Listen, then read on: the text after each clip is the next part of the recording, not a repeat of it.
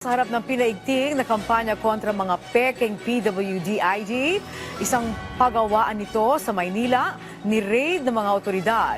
PWID ng ilan pang LGUs pinepeke din ng mga suspect. Si Isaiah Mirafuentes sa sentro ng balita. Tagong-tago ang business establishment na ito sa Quezon Boulevard sa Maynila. Yun pala, may tinatagong anomalya. Dito ginagawang illegal na person with disability ID. Wala nang kawala ang tatlong suspect matapos maaktuhan ng mga pulis na gumagawa ng mga peking ID. Secretly, sinundan natin kung saan nila itinatakbo.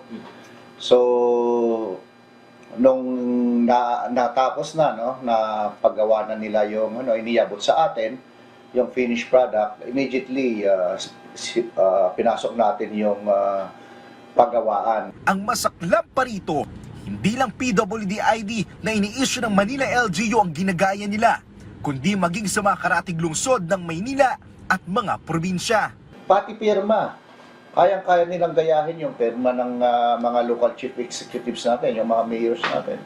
Kuha-kuha doon. Depensa ng mga nahuling suspect, kumapit lang sila sa patalim dahil sa kagipitan. Bago lang po ako siyang naghanap po ang trabaho kasi hindi pa po nakakanggap siya. Isa sa mga nahuli ang mismong gumagawa ng peking ID, habang ang dalawa ay mga fixer. Naniniwala ang mga pulis na hindi lang silang nag-ooperate ng ganitong illegal na gawain. Maawa tayo sa mga negosyante, na yung mga maliliit na negosyante na sobrang masasaktan at talagang iindahin itong paglaganap ng mga peking PWD cards. Nakikiusap ang mga otoridad sa publiko na huwag tangkilikin ang illegal identification cards.